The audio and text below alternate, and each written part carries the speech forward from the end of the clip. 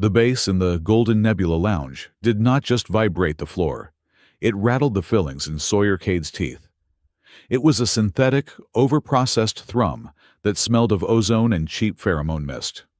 Sawyer sat in a booth upholstered in mock velvet that had been scrubbed too many times nursing a glass of water he had paid 15 credits for and regretted every single life choice that had led him to this specific coordinate in space and time. He checked his wrist chrono. It was 1900 hours and 12 minutes. "You are doing great, Dad. You look approachable but mysterious, like a brooding hero in a holovid," a voice chirped in his ear. Sawyer tapped the small audio bead wedged in his right ear canal. "I look like a man who is about to commit a felony against a matchmaker algorithm, Maisie. I am going home."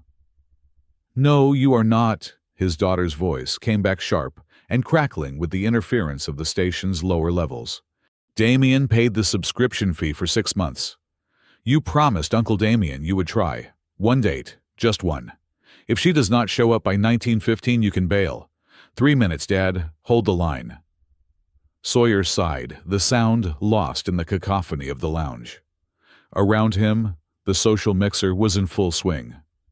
It was a meat market for the lonely and the desperate on Hearthlight Freeport, a neutral station drifting in the void between the civilized core worlds and the lawless frontier. Here, species from a dozen sectors mingled under strobing purple lights, looking for connection or just a distraction from the crushing emptiness of space. Sawyer was not looking for connection. He was looking for the exit. He was a human war veteran turned animal medic, a man who spent his days patching up livestock and exopets. His heart was a closed circuit fused shut years ago. He did not date. He did not hope. He survived. He stared at the empty seat opposite him. The table was small, designed for an intimate conversation between two people. 2 minutes, he muttered to the air. "And then I am going back to the clinic to sterilize the surgical tools." He watched the crowd. A group of dock workers laughed loudly near the bar. A pair of avian scholars preened their feathers in the corner. Then the sensory overload of the room seemed to spike. The air pressure shifted a subtle change that made the hair on Sawyer's arm stand up. It was a feeling he had not felt since the war, the prickly heat of incoming kinetic energy. He began to stand up. "Time is up, Maisie. I am leaving." "Dad, wait." Sawyer froze. They were not walking, they were prowling. Through the crush of the crowd, two figures cut a path with an intensity that made the other patrons scatter like startled fish. They were Felisar. Sawyer knew the species. Feline humanoids, graceful, lethal, and usually solitary. But these two were moving in a phalanx formation. The one on the left, Sable, was tall, her fur a sleek midnight black that seemed to absorb the lounge's gaudy lighting. Her eyes were gold coins slitted and scanning every threat vector in the room. She wore a heavy traveler's cloak that did not quite conceal the hard lines of composite armor beneath. The one on the right, Maris, was slightly shorter, her fur a patterned mix of cream and tawny brown. She looked softer, but her hand was hovering near her hip right where a holster would be if weapons were allowed in the lounge. But it was not the two women that made Sawyer's jaw tighten. It was what, or rather who, was trailing in their wake. Attached to their cloaks, clutching their hands, and stumbling behind them were children. 5 of them. It was a chaotic train of small limbs, twitching ears and wide eyes. There were 3 Felisar kits and 2 human children, all dressed in mismatched oversized clothing that looked like it had been scavenged from a lost and found bin. Sawyer stood fully, his instinct screaming at him to flank left and vanish. But the black-furred woman, Sable, locked eyes with him. It was a physical impact like a target lock. They marched straight to his booth. Sable stopped at the table. She did not say hello. She did not apologize for being late. She simply swept her arm out, herding the 5 children into the booth. "Sit," she commanded. Her voice was a low rasp like gravel sliding over silk.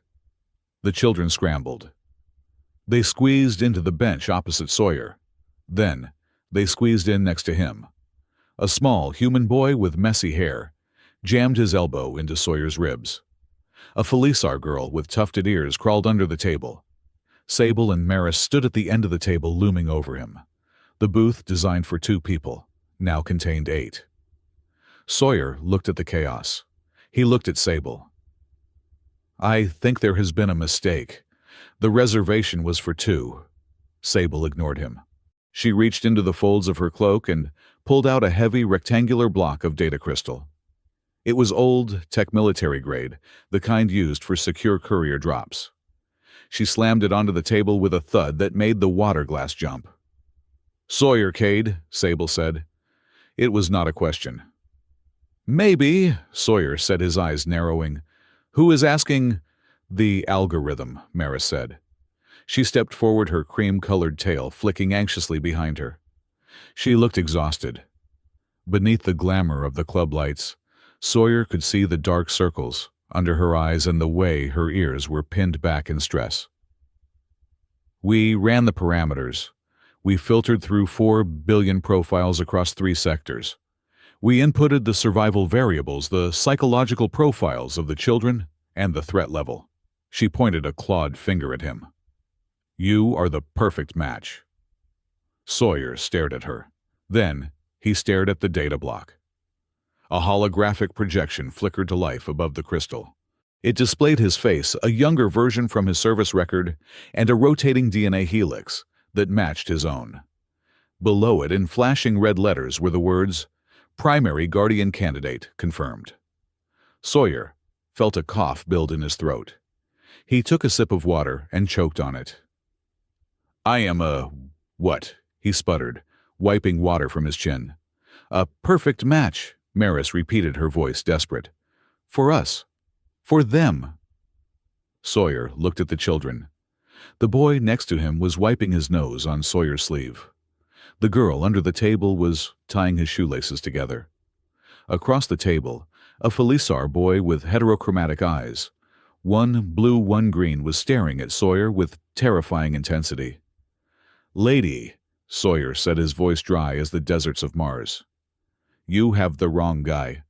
I am not a match for anyone. I cannot even match with the coffee machine in my own clinic.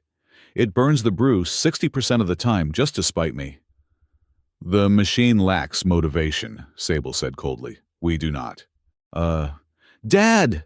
Maisie's voice buzzed in his ear, breathless. "Do not hang up. This is getting interesting. Are those kids, please? Tell me those are kids." "They are kids," Sawyer muttered. "Are you talking to yourself?" the human girl across from him asked. She looked to be about 8 years old, with sharp eyes that reminded him of Maisie. "Because that is a sign of instability. We need stability. Sable said so." Sawyer looked at the girl. "I am talking to my daughter, who is currently safe at home where you all should be." "We do not have a home," the girl said matter-of-factly. Her name tag pinned crookedly to her collar read Nova. "We have a file. And we have you. Are you going to feed us? Milo is hungry. He is always hungry." She pointed to the small Felisar boy, who was currently trying to chew on the edge of the table. "I am not feeding anyone," Sawyer said, panic rising in his chest. "I am leaving." "If you say no," Maisie whispered in his ear, "I will tell everyone about the time you cried watching the season finale of Star-Crossed Lovers and sang the theme song in the kitchen while making toast." Sawyer stiffened. "That is blackmail." "That is leverage," Maisie corrected. Sawyer looked back at Sable. "Look, I do not know what kind of scam this is, or what kind of new parenting outsourcing app you are using, but I am a vet. I fix broken legs on horses and cure mange on lizards. I do not do whatever this is." He gestured to the pile of children. Sable leaned down. Her face was inches from his. Up close, the smell of ozone was overpowered by something else. Something distinct and alarming. Copper. Sawyer inhaled sharply. It was the smell of fresh blood, metallic and raw. He looked closer. The heavy cloak Sable wore was not just for style. On the left shoulder, The fabric was scorched, the fibers fused together by a high-heat plasma graze. And on Maris's sleeve there was a dark, wet patch hidden in the pattern of the fabric. They were not just tired. They were hurt. "We are not asking for a date, Sawyer Cade," Sable hissed her voice, low enough that only he could hear. "We are asking for sanctuary. The file says you can provide it. It says you are the only one who can." "Why me?" Sawyer asked, his voice dropping to match hers. The soldier in him was waking up, shaking off the dust of civilian life. He scanned the room, no longer looking for an exit, but looking for threats. "Because," Marius whispered, leaning in from the other side, "you are the one who wrote the encryption on the file." Sawyer froze. "I did not write any file." "Not you," Sable said. "But the code it reacts to you. It led us here." Suddenly the music in the lounge shifted.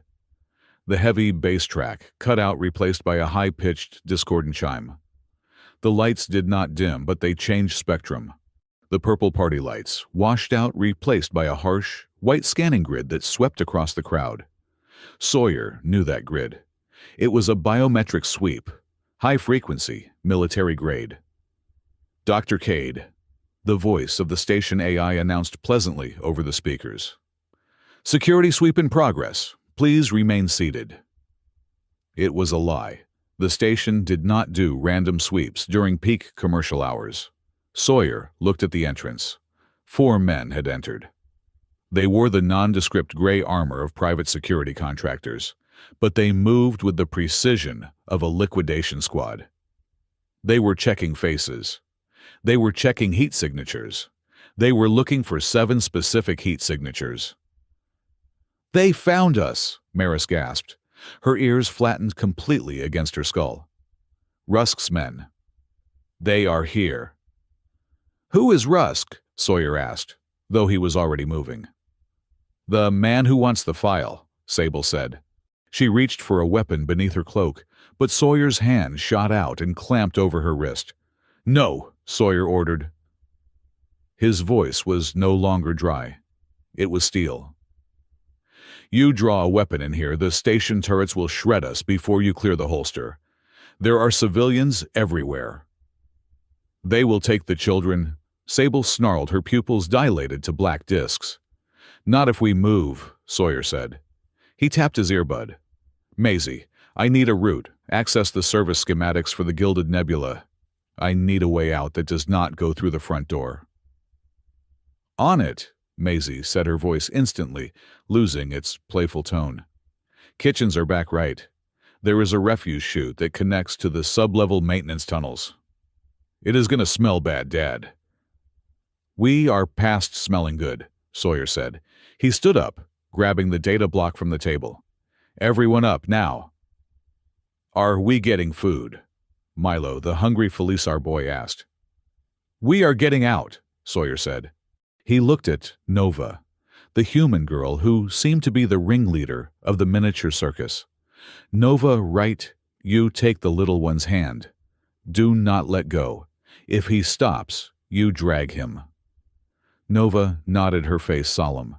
She grabbed the hand of the smallest child, a human toddler named Pip, who was staring at the disco lights in a trance. "Move," Sawyer commanded. He grabbed Sable's arm and steered her toward the kitchen doors. Maris heralded the children from behind. They moved as a single, awkward organism pushing through the crowd of dancers. "Hey, watch it!" a patron yelled, as Sawyer shoved him aside. "Medical emergency," Sawyer barked. "Contagious fungal outbreak, very itchy." "Move." The crowd parted instantly. They burst into the kitchen. It was a chaotic symphony of sizzling pans, shouting chefs, and steam. A large droid with 6 arms was chopping vegetables at blinding speed. "No entry," the droid blared. "Staff only. Health inspector," Sawyer yelled, flashing an old ID badge that expired 6 years ago. "This ventilation is non-compliant." He didn't wait for the droid to process the lie. He led the group to the back, past the industrial ovens, to a heavy blast door, marked Waste Disposal. Authorized personnel only. He slammed his hand on the keypad. It denied him. Maisie! Bypassing 321. Maisie counted down. The light turned green. The door hissed open, revealing a dark, cavernous tunnel that smelled of recycled air and old grease. In, Sawyer said. Sable hesitated. This is a garbage chute. It is a tactical egress point, Sawyer corrected. Go. He shoved them inside and followed, sealing the door, just as the kitchen doors behind them burst open. Through the small, reinforced window, he saw the gray armored men storm into the kitchen, their rifles raised. They were safe, for about 30 seconds. The tunnel was dimly lit by emergency strips on the floor. It was wide enough for maintenance carts, which meant they could run. Keep moving, Sawyer said, taking the lead. We need to get to the transit hub on level 4. My clinic is on the outer rim. If we can get there, I can lock down the perimeter. You have a perimeter? Sable asked, falling into stride beside him. She was limping slightly, favoring her left leg. I have heavy blast shutters and a very temperamental atmospheric seal, Sawyer said. It will have to do. They ran. The sound of their boots and the children's lighter footsteps echoed in the metal tube. The children were surprisingly quiet, as if they were used to running, used to being hunted. That realization made a cold knot form in Sawyer's stomach. Who are you people? Sawyer asked, his breath hitching slightly. And do not give me that perfect match garbage. We are the babysitters, Maris panted from the back, carrying the toddler Pip, who had decided his legs were done for the day. We worked at the orphanage on Colony 7. When Rusk's liquidation order came down, we took the ones we could. Liquidation order? Sawyer nearly stopped. Colony 7 is a protected sanctuary. Not anymore, Sable said grimly. Not since they found the archives. Praetor Rusk decided that Felisar orphans were biologically non-essential expenses. He wanted the facility cleared. We wanted them alive. Sawyer swore under his breath. Praetor Halden Rusk. He knew the name. A rising star in the interplanetary coalition. A man who preached order and efficiency. A man who cleaned up messes. And the file? Sawyer asked, glancing at the block in his hand.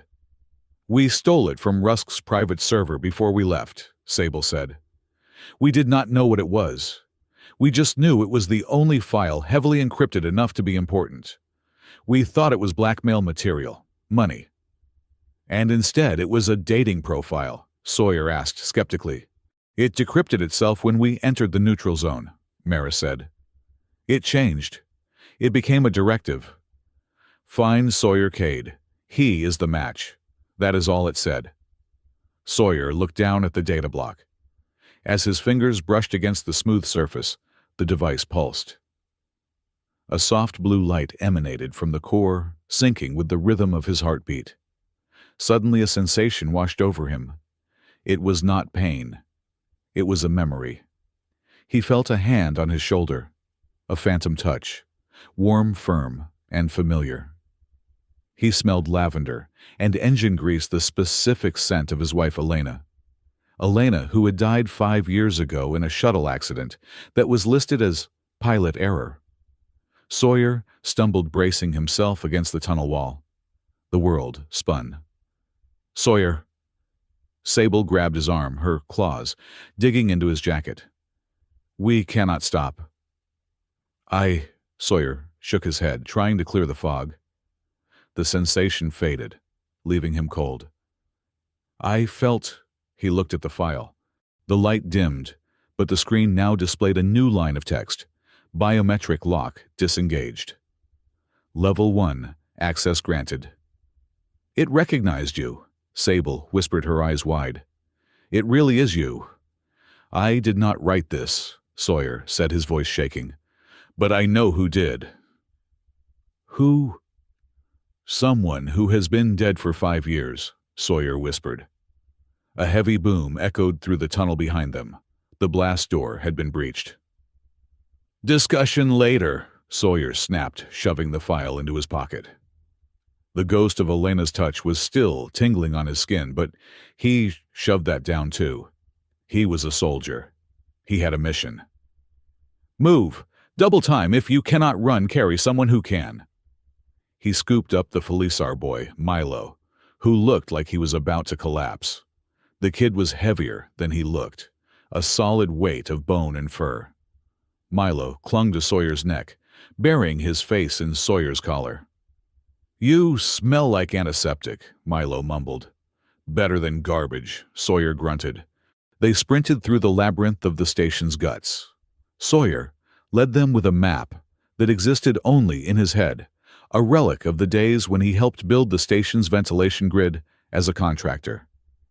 He took them up a service ladder through a hydroponics bay that smelled of damp earth, and finally out onto the walkway of Sector 9. His clinic was at the end of the concourse, a small repurposed cargo container with a neon sign that read Cade Veterinary Services. No questions asked. "There," Sawyer pointed. They ran across the open deck. The few pedestrians out at this hour scattered at the sight of the two armed Felisar women and the stampede of children. Sawyer reached the door and slammed his palm against the scanner. "Cade Sawyer, Code Blue Protocol 0. The door slid open. He ushered them inside Sable Maris 5 kids and a whole universe of trouble. As soon as the last tail was inside, Sawyer hit the emergency lock. Heavy Durasteel shutters slammed down over the windows and the door, sealing them in with a thunderous clang. Silence fell over the clinic. The only sound was the hum of the air cycler and the heavy breathing of 7 people. Sawyer leaned his back against the door, sliding down until he hit the floor. He looked at the group, huddled in the center of his waiting room. The children were looking at the jars of animal treats on the counter. Sable was checking her plasma burns. Maris was counting heads. "Welcome to the Cade Motel," Sawyer rasped. "Checkout time is never." "Dad," Maisie's voice came through the earbuds, soft and worried. "I tracked the security chatter. Rusk has issued a station-wide bounty. He is calling them biological terrorists. And he listed you as an abducted hostage." "Of course he did," Sawyer closed his eyes. "That way he can shoot them to save me." He opened his eyes and looked at the data block in his hand. The blue light pulsed once slow and steady like a heartbeat. He had gone to a mixer to find a date. Instead, he had found a ghost, a war, and a family he did not want. Sawyer Cade stood up. He walked over to the coffee machine in the corner, which was hissing aggressively. He kicked it once hard. It gurgled and spat out a stream of perfect black coffee. "Okay," Sawyer said, turning to face the 2 alien women and the 5 staring children. "First rule of this house, don't touch the surgical lasers. Second rule, if you are hungry, there is protein paste in the pantry. Third rule." He held up the glowing file. "You are going to tell me exactly how you got this file, and then we are going to figure out how to use it to burn Halden Rusk to the ground." Sable smiled. It was a sharp, dangerous smile that showed all her teeth. "I think we really did find the perfect match," Sawyer grunted. "Don't push it. I still haven't decided if I am keeping you." You will," the little girl Nova said, climbing onto an exam chair and spinning around. "You fix the coffee machine. That means you can fix us." Sawyer looked at the machine, then at the girl. He felt that familiar ache in his chest, the one that usually meant he was about to do something stupid and heroic. "Maisie," he said into the comms, "get the guest blankets out of storage, and tell Damien to bring his shotgun. We have company." The clinic was designed for treating sick livestock and the occasional injured dock worker, not for housing a refugee crisis involving 2 adult Felisar and 5 traumatized children. The space, usually sterile and smelling of ozone and disinfectant, had transformed into a claustrophobic ecosystem of quiet chaos. Sawyer Cade stood in the center of what used to be his living area, a space now occupied by a makeshift fortress of pillows, thermal blankets, and medical crash mats. He held a clipboard in one hand and a scanner in the other, trying to impose military order on a situation that was fundamentally ungovernable. "All right, listen up," Sawyer said, his voice struggling for authority over the sound of claws clicking on the metal floor grating. "We are instituting a standard ration protocol. Fluid intake is mandatory. Sleep shifts are non-negotiable. And absolutely no one touches the atmospheric regulators. If you turn that dial past 20 degrees, the scrubbers overheat and we all suffocate. Is that clear?" 5 pairs of eyes stared back at him. 2 were round and human. 3 were slitted and golden. "He talks a lot," Nova whispered to Milo.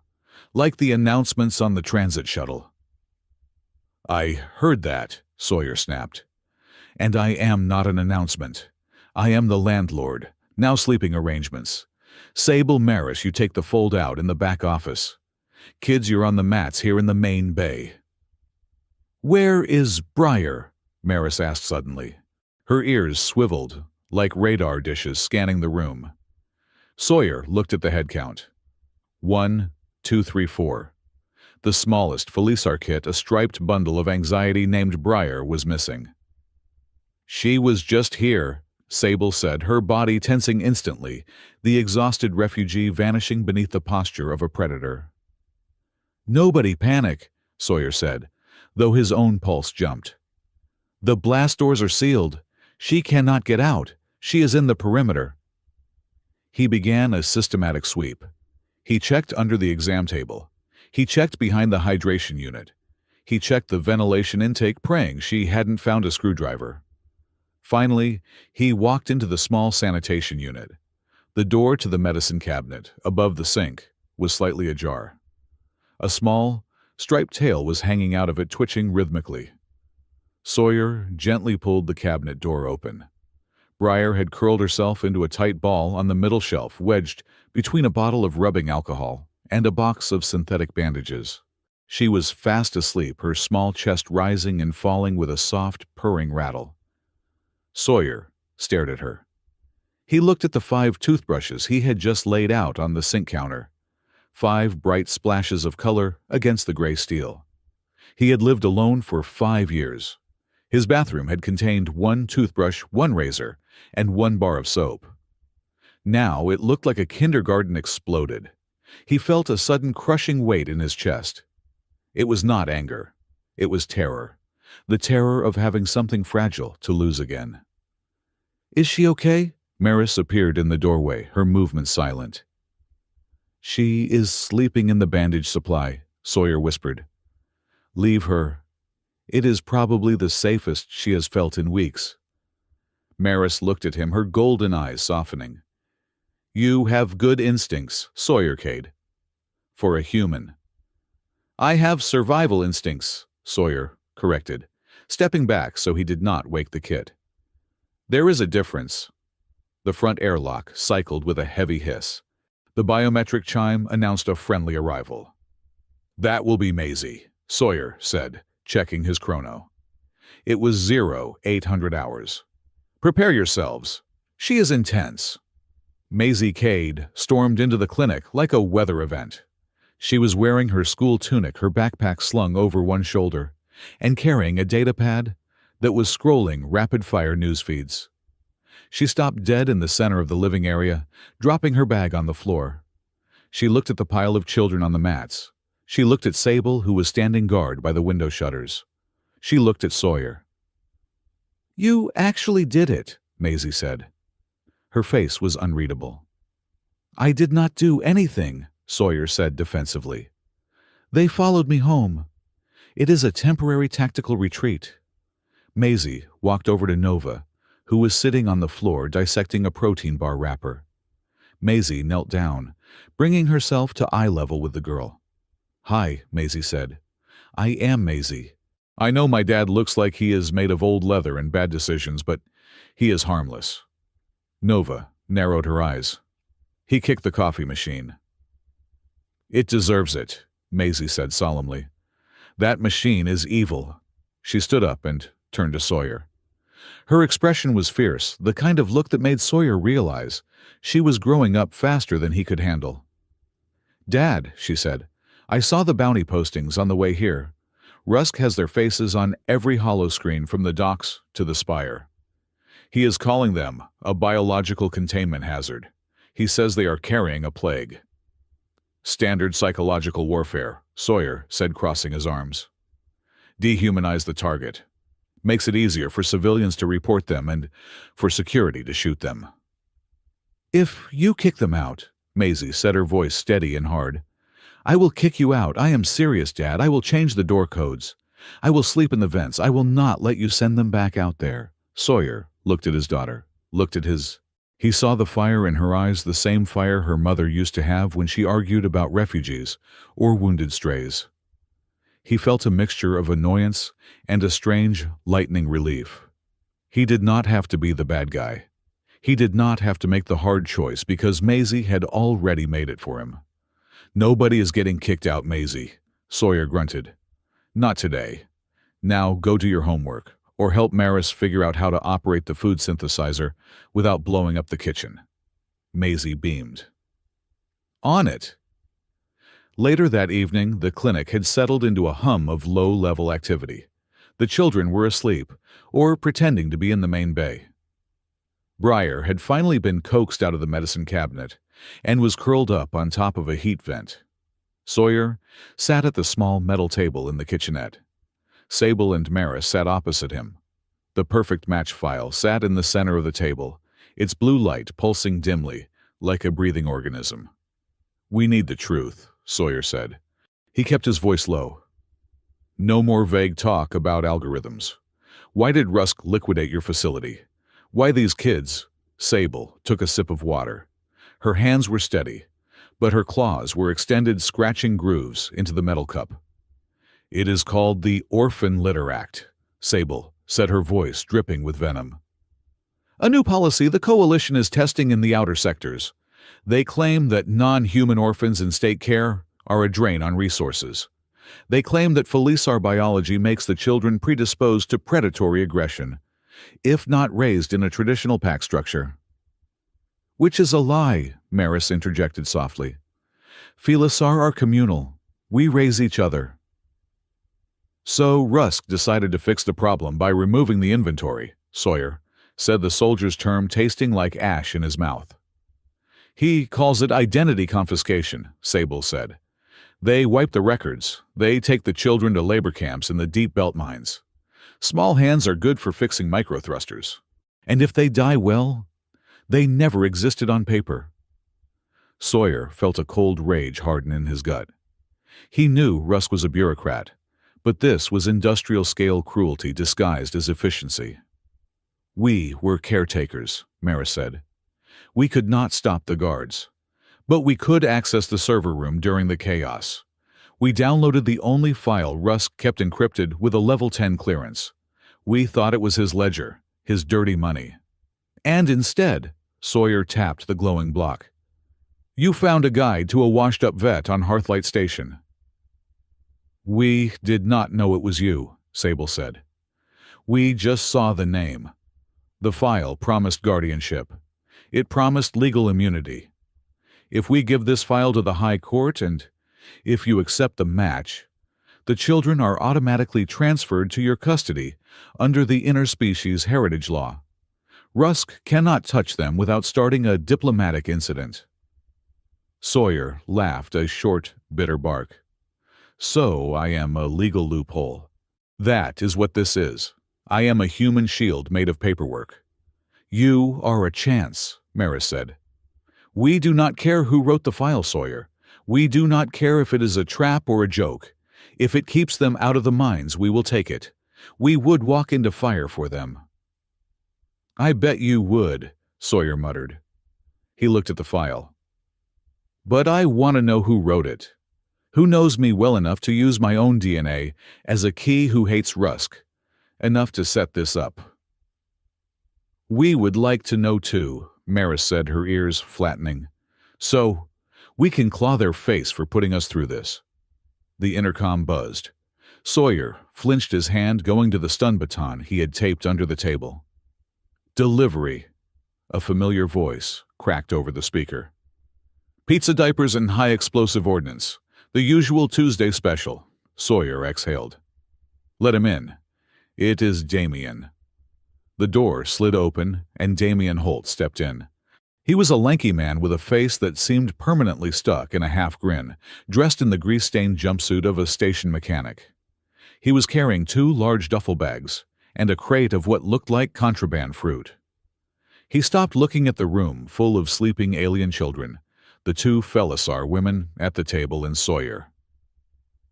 Well, Damien whistled low. You know, when you said you were quitting the dating scene, I did not think the universe would take it as a challenge. It sent you the whole family bundle. Deluxe edition. Shut up, Damien. Sawyer stood up and took one of the bags. Did you bring what I asked for? Toothbrushes. Damien listed, ticking off fingers. 5 of them. Color-coded. Nutrient paste, the good stuff, not the gray sludge. Antibiotics, suitable for feline physiology. And a localized signal jammer to keep Rusk's drones from sniffing your Wi-Fi. You are a lifesaver, Maris said, standing up. Damien blinked at her, then offered a charming, crooked smile. I try, ma'am. Damien Holt, chief engineer of Holding It Together Incorporated. And you are Sawyer. Maris, she said. And this is Sable. Pleasure, Damien said. He looked at Sawyer. Buddy, you have serious heat on you. I passed 3 patrol drones just coming up the lift. They are scanning retinas. Rusk is not playing. He has tagged this whole group as a bioterror cell, if anyone spots them. We know, Sawyer said. He walked back to the table and sat down heavily. That is why we need to open this file. Really open it. The guardianship papers are just the surface layer. There is something else inside. Something Rusk is terrified of. Sawyer pulled the data block closer. He placed his hand on the interface. The blue light flared, recognizing his bioprint. The text scrolled, identity confirmed. Decrypting, layer 2. Rows of code cascaded down the holographic display. It was dense, complex, and aggressive. Sawyer frowned. I know this syntax. He leaned in his eyes, darting across the hex codes. This isn't standard coalition encryption. This is Midnight Echo. It is a ghost protocol we used in the Deep Range Wars. It uses a chaotic, shifting cipher based on... He stopped. His breath caught in his throat. Based on what? Sable asked, leaning over his shoulder. Based on star charts, Sawyer whispered. Specific dates and specific coordinates. He typed a command into the interface. Query, key origin. The file responded with a string of numbers. Sector 4, Moon 9, Day 214. Sawyer felt the blood drain from his face. The room seemed to tilt. Sawyer! Damien stepped forward, his smile gone. What is it?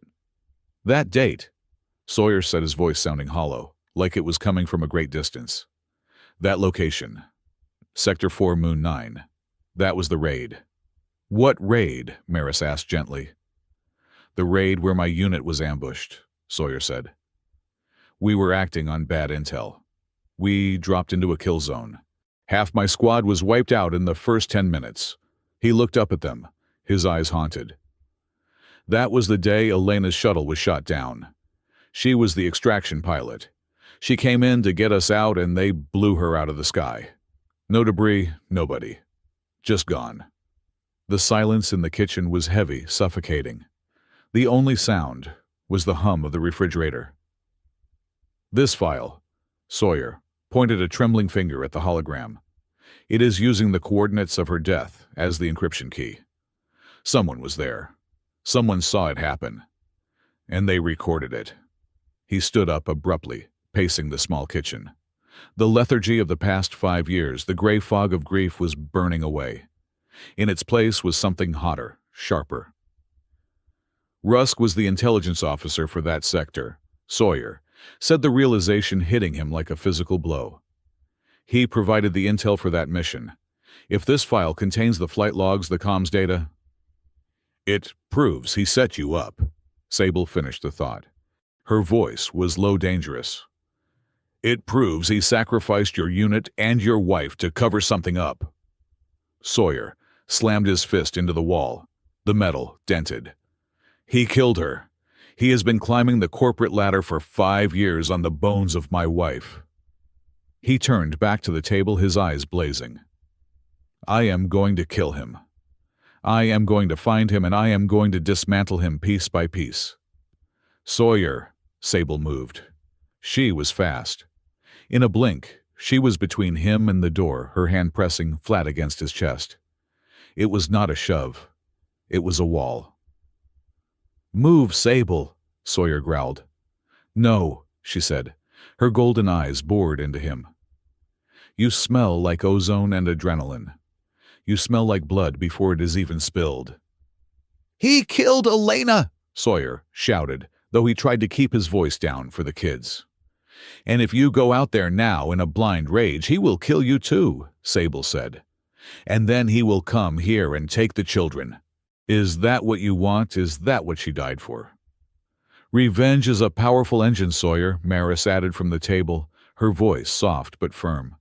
But it runs on dirty fuel. The children can smell it. Look. She pointed to the doorway of the kitchen. Standing there, clutching the frame, was Ash. He was the quietest of the 5, a human boy of about 10, who had not spoken a word since they arrived. He had messy dark hair, and eyes that looked like they had seen too much static. Ash was holding something in his hands. He walked slowly toward Sawyer, ignoring the tension in the room, ignoring the dent in the wall. He stopped in front of Sawyer and held out his hands. In his palms lay a small mechanical bird. It was a cheap toy, likely scavenged from a trash bin. One of its wings was snapped off, dangling by a single wire. The gears inside were jammed. Ash looked up at Sawyer. He did not speak. He just held up the broken thing. Fix it. Sawyer looked at the boy. He looked at the broken wing. The rage in his veins was still thumping hot and demanding, but the sight of the boy's expectant face acted like a coolant. Sawyer took a deep, shuddering breath. He looked at Sable, who slowly lowered her hand from his chest. He knelt down in front of Ash. His hands, which had been clenched into fists a moment ago, relaxed. He took the toy bird gently. It is the actuator, Sawyer whispered, his voice rough. The gear is stripped. He pulled a small multi-tool from his belt. Damien, hand me the micro-welder from the bag. Damien tossed it instantly. Sawyer worked. For 5 minutes, the only sound in the room was the tiny hiss of the welder and the soft click of tools. He realigned the gear. He fused the plastic wing back into place. He adjusted the tension spring. It was a small act, a meaningless act in the grand scheme of galactic politics. But for Sawyer, it was an anchor. It was a reminder that he was not just a soldier anymore. He was a medic, he was a father, he was a fixer. He wound the key on the back of the bird and set it on the floor. The bird whirred to life, flapping its wings and hopping clumsily across the metal grating. Ash smiled. It was a small, fleeting thing, but it was there. Sawyer stood up. The red haze was gone, replaced by a cold, hard clarity. You are right, Sawyer said to Sable. Revenge is sloppy. Justice is cleaner. He walked back to the table and looked at the file. We do not just kill Rusk. That is too easy. We destroy him. We use this file to expose every lie, every crime, every dirty deal he has ever made. We strip him of his rank, his power, and his freedom. We make sure he dies in a cell knowing he lost to a vet and a bunch of kids. Now you sound like a perfect match, Maris said, a small smile touching her lips. We need to crack the rest of this code, Sawyer said, tapping the block. Layer 2 is open, but the core data, the actual video logs, is behind a level 3 biolock. It needs a secondary key, something physical. Physical, Damien asked. Like a keycard. No, Sawyer shook his head. Midnight Echo protocols use personal totems, objects that have emotional resonance with the encoder. If Elena created this, the key is something she had, something she would have kept safe. Do you have anything of hers? Sable asked. I have a box of her things in storage, Sawyer said. But Rusk's men will be watching the storage units. We do not need to go to storage, Maisie called out from the doorway. She had been listening. We need to go to the archive. If Mom left a digital echo, the physical key might be virtual, a signature in the station's old memory core. The Starfall archive, Sawyer nodded. It is the oldest databank on the station. It is neutral ground, but it hates human interfaces. It is built on ancient Felisar tech. Good thing we have 2 Felisar and 5 Chaos agents, Maris said, smoothing her tunic. Sawyer looked at his new team. A mechanic, a teenage hacker, 2 alien warriors, and 5 refugee children. It was the worst tactical squad he had ever seen, and he wouldn't trade them for a battalion of Marines. Get some sleep, Sawyer ordered. Tomorrow we are not hiding anymore. We are going to the archive.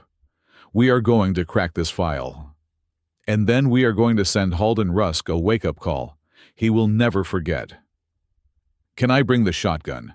Damien asked hopefully. Sawyer looked at the toy bird chirping on the floor. Bring the shotgun, but pack extra toothbrushes. I have a feeling we are going to be on the run for a while. The Starfall archive was not designed to be entered. It was designed to be admired from a distance, a monolithic slab of obsidian and silent glass floating in the zero-gravity center of the station's neutral zone. It housed the collective history of 6 sectors, a repository so vast and old that the station had essentially been built around it like a protective shell around a pearl. Sawyer Cade adjusted the strap of his medical bag, which now contained 3 stun grenades and a very illegal decryption module. He looked at the massive blast doors of the archive's public terminal entrance. It looks angry, Nova said, standing beside him. She was wearing a headset that was 2 sizes too big for her. It is just a door, Nova, Sawyer said. Doors do not have emotions. This one does, Maris corrected him. She was checking the charge on a small pulse pistol she had concealed in the folds of her sleeve. The Starfall archive is run by a localized AI built on Felisar logic architecture. It values silence, patience, and decorum. It detests military signatures and human impatience. Well, Sawyer cracked his neck, the sound loud in the quiet corridor. It is about to have a very bad day.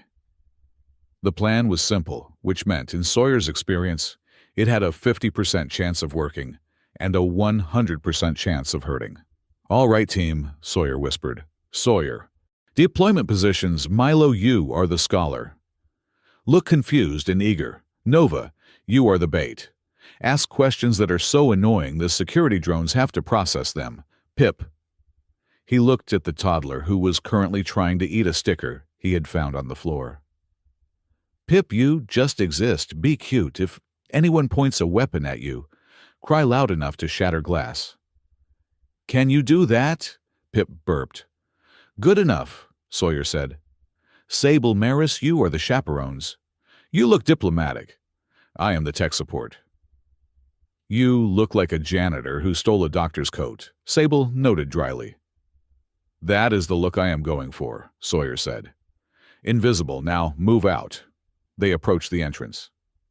The security checkpoint was manned by 2 drones and a bored-looking station official who was scrolling through a datapad. Milo stepped up first. He held up a datapad that Maisie had loaded with complex astronomical charts. Excuse me, Milo said, his voice trembling just the right amount. I am doing a thesis on the migration patterns of the star whales of Sector 8. I believe your database has an error in the parallax trajectory. The official looked up, blinking. Kid, the public viewing deck is on level 4. But the error is in the core, Milo insisted, pushing the datapad into the official's face. Look, the math does not resolve. While the official was distracted by the sudden academic aggression of a 10-year-old Nova slipped past the turnstile. She skipped toward the inner scanner, humming a tune. Halt! A security drone hovered in her path. Unauthorized biological entity. Present clearance. Why are you blue? Nova asked the drone. My brother says blue lights mean the system is sad. Are you sad? Do you want a hug? The drone's logic processors whirred. It was programmed to detect threats, not existential empathy, from human children. Query invalid. State purpose. My purpose is to find the bathroom, Nova lied smoothly. And to ask why you don't have legs. While the drone stalled, trying to parse the non-sequiturs, Sawyer, Sable, and Maris moved to the service entrance on the far left. This door had no handle. It was a quantum state biolock. It required a specific harmonic resonance to open, usually a song sung by a Felisar elder, or a code transmitted by a high-ranking diplomat. Sawyer pulled out his decryption tool. It was a messy bundle of wires and processors he had jury-rigged from a toaster and a military radio. You are going to pick a quantum lock with a spatula, Sable asked, her eyebrows raising. I am not picking it, Sawyer grunted, attaching the wires to the doorframe. I am annoying it. He activated the device. It began to emit a low, dissonant frequency. It was not a code, it was digital noise, static, chaos. The door's interface flashed red. It tried to remodulate to block the noise. Sawyer adjusted the frequency, chasing the door's logic, jamming every attempt it made to stabilize. This is barbaric, Maris whispered. She was checking her reflection in the black glass of a security camera, smoothing the fur on her ears. Focus, Maris, Sawyer muttered, sweat beading on his forehead. I am focusing, Maris replied lightly. I am focusing on looking harmless. If the camera sees a woman fixing her hair, it registers vanity, not infiltration. It lowers the threat index. The door hissed. It was a sound of mechanical frustration. The lock clicked, then cycled open, unable to maintain its quantum state against the barrage of chaotic noise. Human persistence, Sawyer said, wiping his brow. We do not have to be smarter than the lock. We just have to be more stubborn. Sable looked at him, and for a second, the predator's edge in her eyes softened into something like respect. You have no fear, do you? You walk into fire because you think you can talk the flames into dying down. I have plenty of fear, Sawyer said, stepping into the dark, cool air of the archive. I am terrified. But the door's open, let's go. They slipped inside. The archive was a cathedral of data. Towering columns of blue light stretched up into the darkness, each one containing millions of petabytes of history. The air was cold and smelled of ozone and ancient dust. Maisie, Sawyer tapped his comms. We are in. Guide us to the source. Sector 9. Maisie's voice came back clear and tense. The signal from the perfect match file is pinging a server in the restricted basement levels. Dad, be careful. The network chatter is spiking. Rusk knows someone is in there. Understood, Sawyer said. They moved deeper into the stacks. The silence was heavy, broken only by the soft hum of the servers. Then, Sawyer's wrist unit chimed. A priority message, text only. Sender P. Halden Rusk, subject a proposal. Sawyer stopped. He looked at the small screen. Dr. Cade. I know you are inside. You are a resourceful man. I admire that. But you are fighting a gravity well. I have a counteroffer. Leave the file. Leave the Felisar specimens. Walk away with your daughter. I will wipe your debt. I will clear your record. You can go back to fixing horses. You can be a father who watches his child grow up instead of a martyr who leaves her an orphan. You have 5 minutes. Sawyer stared at the words. The offer hung in the air, heavy and seductive. To be safe. To go back to the quiet mornings in the clinic. To not look over his shoulder every time a door opened.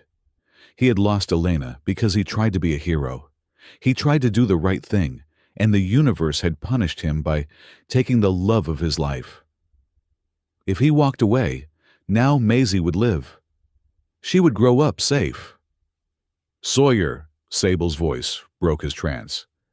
He looked up. Sable and Maris were watching him. They saw the message on his screen. They did not move. They did not reach for their weapons. They just watched him with a terrifying silent acceptance. "It is a good offer," Maris said softly. Her tail was still wrapping around her leg. "He will keep his word. He is a man of law in his own twisted way. If you give him what he wants, he will let you go." Sawyer looked at the children.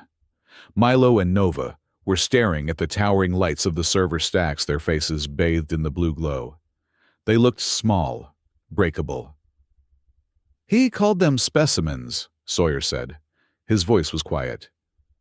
"What?" Sable asked. In the message, Sawyer tapped the screen. "He called you and the kids Felisar specimens. Not people. Specimens." Sawyer deleted the message. "I do not make deals with people who think children are inventory," Sawyer said. He looked at Sable. "And I am not doing this to be a hero. I am doing it because if I walk away, I will never be able to look my daughter in the eye again. And I value her respect more than my safety." Sable let out a breath she seemed to have been holding since they met. She stepped closer to him. It was a breach of her usual tactical distance. She brushed her shoulder against his arm, a Felisard gesture of pack solidarity. "Then we walk into the fire together," she said. "Sector 9 is this way," Sawyer said, turning his back on the exit. They descended into the lower levels. The architecture changed here. The sleek obsidian gave way to older, rougher metal. This was the foundation of the station, the parts that were built before the treaties, before the peace. They found the terminal. It was a standalone unit, disconnected from the main grid, covered in a layer of dust. "This is it," Sawyer said. He pulled the perfect match file from his pocket. It was pulsing rapidly now, a frantic heartbeat of blue light. He placed the block onto the terminal's interface. The reaction was instant. The terminal woke up with a groan of powering fans. Holographic screens flared to life, surrounding them in a sphere of data. Encryption key accepted. DNA match confirmed. Authorization Lieutenant Elena Cade. Playing record Black Box Alpha. Sawyer's heart hammered against his ribs. He saw the name. Elena. A video window opened. It was shaky, grainy footage taken from a helmet cam. Sawyer recognized the landscape immediately. The red dust of Sector 4. The jagged rocks of Moon 9. The camera panned. It showed a dropship, his unit's dropship, smoking on the ground. But it wasn't crash damage. It was precision scuttling charges. "They didn't crash," Sawyer whispered. "They were grounded." The audio crackled. A voice cut through the static. "This is Rusk. Clean it up. No survivors. We cannot have witnesses to the shipment." The camera turned. It showed a staging area hidden in the canyons. Cages. Hundreds of them. Inside were Felisar. Not soldiers, civilians, families. "It was a trafficking ring," Maris gasped, her hand flying to her mouth. During the war, Rusk wasn't just killing soldiers. He was selling refugees. The camera moved again, frantic now. The person wearing the helmet was running. They were breathing hard. "Sawyer," Elena's voice. Sawyer grabbed the edge of the console. His knees buckled. It was her. It was really her. "Sawyer, if you find this, I am sorry. I thought I was flying an extraction. I didn't know. I found the manifest. Rusk is moving them to the outer rim. He is using the war as a cover. I am going to hide the data in the archive's echo drive. It is the only place safe from him." There was the sound of gunfire, close. "I love you," she said. "You are the best man I know. Find them, save them, be the match they need." The video cut to static. Sawyer stood frozen. The silence in the archive was absolute. He had spent 5 years thinking Elena had died because of a mistake, because of bad luck. But she hadn't. She had died because she had stumbled onto a monster, and she had tried to stop him. She had died a hero. Sawyer, Maris, was beside him. She did not say anything else. She just reached out and took his hand. Her palm was rough, her claws retracted. Sawyer looked at her. His vision was blurred with tears he refused to shed. "He killed her," Sawyer whispered. "He executed her." "And she made sure he would not get away with it," Sable said fiercely. "She left us the weapon." "We need to download this," Sawyer said, his voice thickening. "We need to get this to the High Council." "Sawyer," Maris said softly. She stepped closer, invading his personal space in the dark, cold light of the holograms. "I was afraid of you," she confessed, "when the file picked a human. I thought you would be weak or cruel. I thought trusting you was like opening my belly to a knife."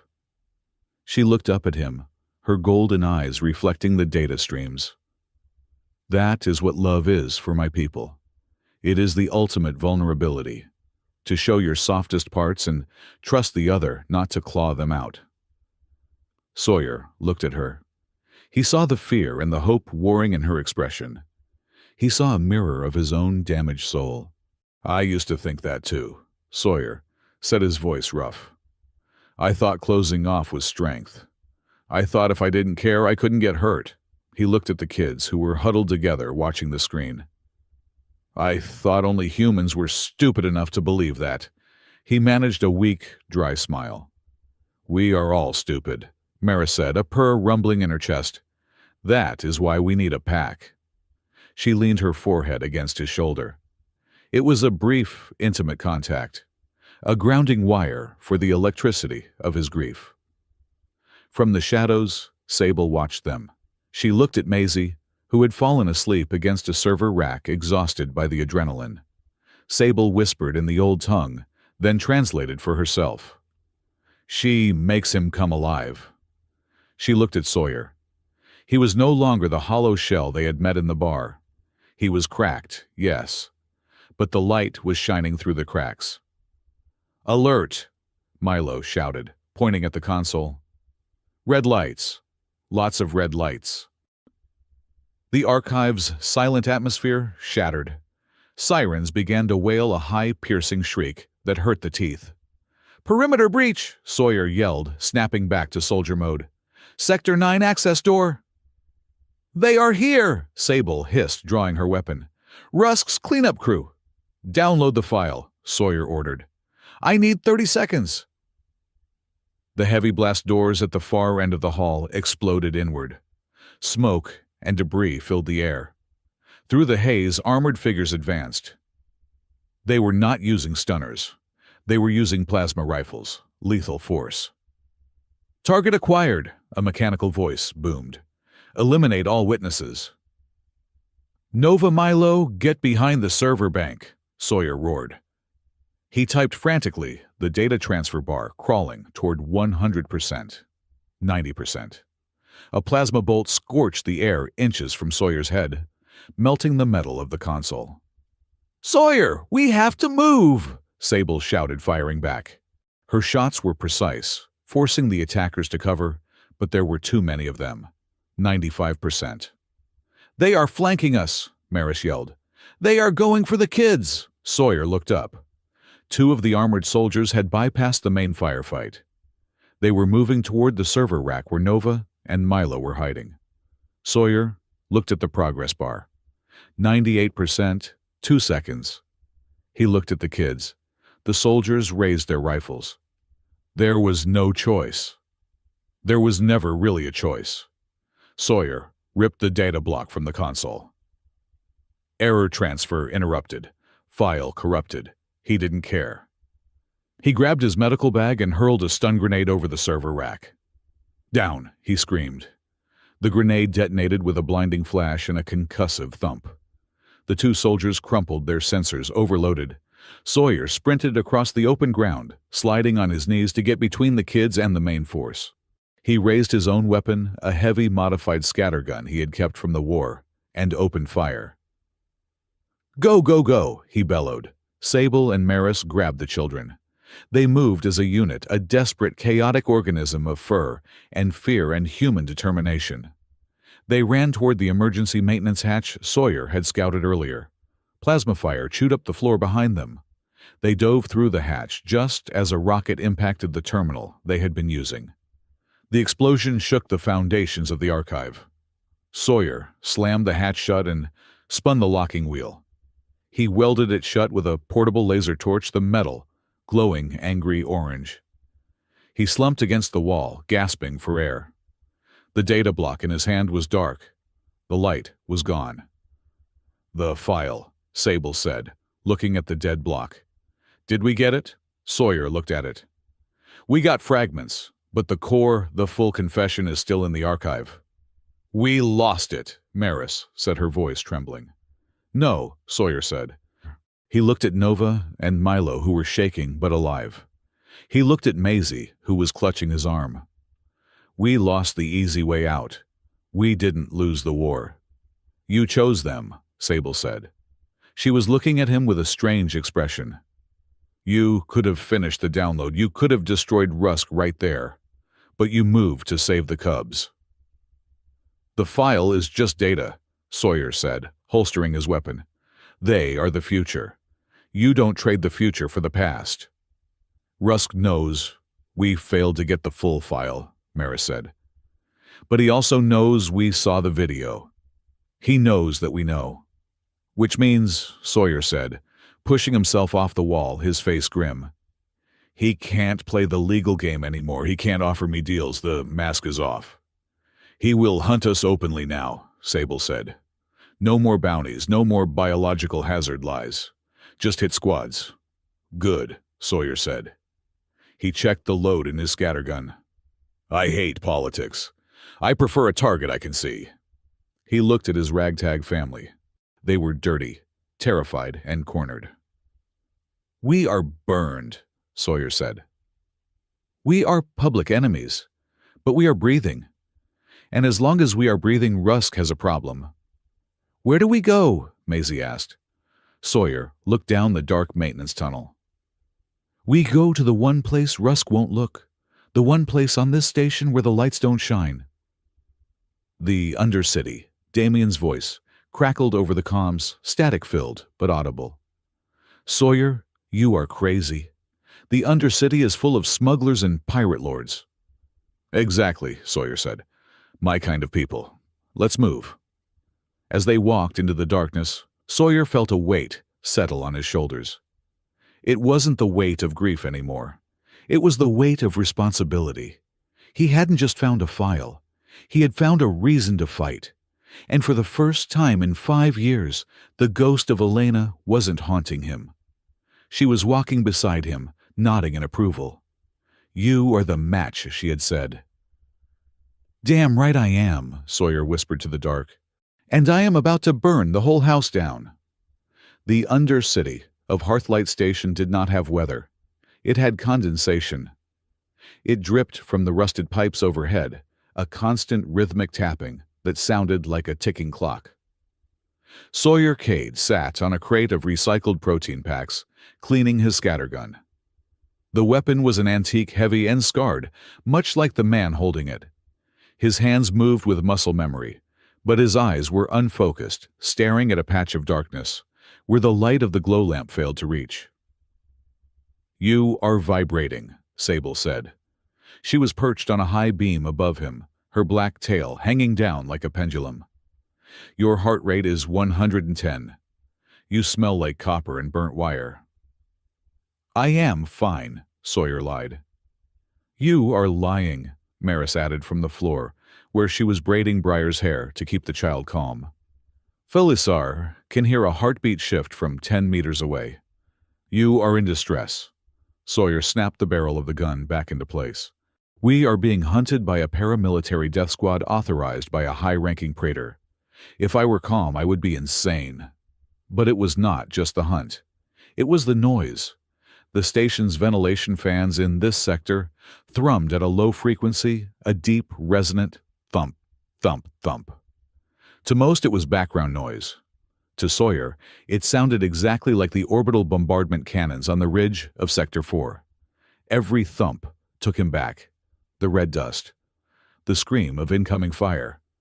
The static on the comms line when he called for Elena and got only silence. "Sawyer," Damien's voice cut through the comms earbud. It was static heavy. "I have bad news. The surveillance loop I set up on the perimeter just went dead. Not a glitch. Someone cut the hard line." Sawyer stood up instantly.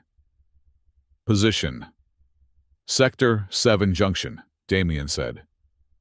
"Near the water reclamation tanks. I am heading there to splice it back, but—" "Damien, pull back," Sawyer ordered. "It is a trap." "I can fix it in 2 minutes," Damien argued. "If we lose eyes on that corridor, they can flank us." "Do not go there," Sawyer barked. Then a new sound echoed through the tunnels. It was not a fan. It was a scream. High, terrified, and abruptly cut short. Sawyer's blood turned to ice. He knew that voice. "Maisie," he whispered. He didn't wait for the team. He sprinted. He ran past Maris, past the confused faces of the children, plunging into the labyrinth of pipes and steam. He reached the junction in 90 seconds. It was empty. There was no struggle, no blood. Just a single child's shoe, Nova's sneaker battered and covered in grease, lying in the center of the walkway. And next to it, Maisie's datapad, smashed into pieces. Sawyer stopped. The world narrowed down to a tunnel vision of gray steel and red rage. His breath came in short, jagged gasps. Thump, thump, thump. The fans beat against his skull. A holographic projection flickered to life from a small emitter disc left on the floor. It was Halden Rusk. He looked impeccable, his uniform pressed sitting comfortably in a chair that looked far too clean for the station. "Dr. Cade," Rusk said. His voice was calm, reasonable, the voice of a man discussing a tax audit. "I imagine you are feeling quite emotional right now. That is the problem with your kind. You attach yourself to things that are easily broken." Sawyer stared at the hologram, his knuckles white on the grip of his gun. "I have the girl," Rusk continued, "and one of the Felisar runts. Nova. I believe the file calls her. Interesting genetic marker on that one." "If you touch them," Sawyer grated out his voice, sounding like grinding stones, "I will tear this station apart." "Standard threats," Rusk dismissed him with a wave of his hand. "Here is the reality. I am at the Plaza of Stars, the old exhibition hall. I will wait there for 1 hour. You bring the file. You bring the remaining specimens. I release the human child." "And Nova?" Sawyer asked. "Nova is evidence," Rusk said. "She stays." The hologram flickered and died. Sawyer stood there shaking. The vibration Sable had talked about was now a full-blown tremor. The past was bleeding into the present. He was back in the canyon. He was losing everyone. He was helpless. He fell to his knees, the gun clattering to the floor. He couldn't breathe. The air felt thin, full of dust that wasn't there. "Sawyer," hands grabbed him. Strong clawed hands. Sable pulled him up, shaking him hard. "Breathe," she hissed in his face. "Smell the air, grease, water, ozone. You are here. You are not there." Sawyer gasped, sucking in a lungful of the foul undercity air. He looked at Sable. Her golden eyes were wide fierce. "He has them," Sawyer choked out. "He has Maisie." "We know," Maris said, stepping up beside him. She looked pale, her ears flattened tight against her skull. "He wants a trade." "I will go," Sable said immediately. She looked at Sawyer, her expression resolving into a terrifying calm. "I am the primary caretaker listed in the file. If I surrender, he might let the others go. He wants the adult Felisar to pin the crimes on. He wants a scapegoat." "No," Maris snapped. "You know Rusk, he does not make deals. He clears boards. If you surrender, he kills you, keeps the kids and kills Sawyer. A surrender is a collar for life." "Then what do we do?" Sable snarled, turning on her. "We cannot fight a fortified position. He has a squad of shock troopers." "We do not trade lives," Sawyer said. He stood up straight. The tremors were still there in his hands, but his voice was steady. It was the voice of the man who had survived the canyon. The man who had walked out when everyone else stayed down. "We are not trading anyone," Sawyer said. "We are going to take them back." "How?" Sable asked. "The plaza is an open kill box. He will see us coming a mile away." Sawyer checked his chrono. In 20 minutes, the station celebrates the Festival of Lights.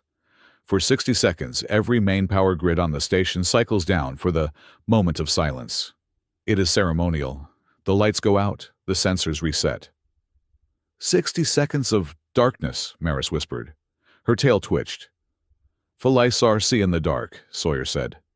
"Rusk's men rely on thermal optics and HUD displays. When the power cycles their systems, we'll have a 5-second reboot lag. And in the dark, without tech, they are just men." "And us?" Sable asked. "We are just 2 women and a vet with a shaky hand." "We are a pack," Sawyer said. "And they took our cubs." The plan was desperate. It relied on timing so precise that a single second of error would mean death. They moved toward the upper levels. Damien was supposed to meet them at the service elevator to override the lockdown on the plaza doors. But when they reached the rendezvous point, the elevator was a twisted wreck. Smoke billowed from the control panel. Leaning against the wall, clutching his side, was Damien. His mechanic's jumpsuit was dark with blood. "Damien!" Sawyer slid to his knees beside his friend. "Hey!" Damien wheezed. He tried to smile, but it came out as a grimace. "I fixed the surveillance loop. Then I caught a little shrapnel. One of Rusk's drones. Nasty little thing." Sawyer pressed his hands over the wound. It was bad. Deep. "I need a medkit," Sawyer shouted. "No time." Damien grabbed Sawyer's wrist. His grip was weak. "The cycle starts in 4 minutes. I jammed the door open. You have to go." "I am not leaving you," Sawyer said. "If you don't go, Maisie dies," Damien said. He coughed, a wet, rattling sound. "Besides, if you die, I am absolutely not babysitting 5 kids. I charge double for weekends." Sawyer stared at him. The joke hung in the air, a fragile lifeline over the abyss of panic. "You stay awake," Sawyer ordered, his voice thick. "You hear me? You stay awake until I get back." "Go get him, Dad," Damien whispered, closing his eyes. Sawyer stood up. The grief he felt for Elena, the fear he felt for Maisie, the rage he felt for Damien, it all coalesced into a cold, hard singularity in his chest. He looked at Sable and Maris. They had seen Damien fall. They knew the cost was already paid. Now, they had to collect the purchase. "Let's go," Sawyer said. The Plaza of Stars was a vast domed atrium designed to show off the nebula outside. Now it was a fortress. Rusk had set up a perimeter of portable barriers. Guards with heavy pulse rifles stood at every angle. In the center, under the grand glass dome, Maisie and Nova were kneeling on the floor, their hands bound. Rusk stood over them, checking his watch. Sawyer, Sable, and Maris crouched in the maintenance gantry, high above the floor. 3 minutes to the blackout, Sawyer whispered. Below, Rusk began to speak. His voice was amplified, echoing through the empty hall. "Time is almost up, Dr. Cade. I know you are watching. You are a predictable man. You linger. You hesitate." Rusk walked around Maisie. He trailed a hand over her hair. Maisie flinched away, glaring at him with pure hatred. "You remind me of him," Rusk said to Maisie. "Stubborn, emotional. Your father thinks he is a soldier, but he is just a medic. He fixes things. He cannot bear to break them. That is why he lost the war, and that is why he will lose you." Sawyer raised his scattergun. The range was long, too long for a shotgun. He needed to get closer. 2 minutes, Maris whispered. "I can drop on the left flank," Sable signaled. "Take out the heavy gunner. Wait for the dark," Sawyer ordered. "You always need someone to save," Rusk called out, looking up at the shadows. "First your wife, now these strays. Tell me, Sawyer, when Elena died, did you try to fix her too? Or was there not enough left to stitch back together? The taunt hit Sawyer like a physical blow. The red haze returned. He roared a sound of pure animal fury and leveled the gun. He was going to jump. He was going to kill Rusk, even if he died in the air. No! Sable grabbed his belt. But Rusk had heard him. There you are, he signaled the guards. Open fire on the gantry. Plasma bolts sizzled through the air, chewing up the metal walkway. Sawyer and the Felisar scrambled back. Dad! Maisie screamed from the floor. Dad, don't! Sawyer peered over the edge. Rusk had drawn a pistol and was pointing it at Maisie's head. Come down, Sawyer, Rusk shouted. Or I paint the floor with her. Sawyer stood up. He held his hands out. I am coming down, he yelled. Sawyer, no, Maris hissed. Stay here, Sawyer ordered them. Wait for the dark. Sawyer climbed over the rail and dropped to the floor. He landed hard, his knees protesting, but he stood up. He walked toward Rusk, his hands empty. Here I am, Sawyer said.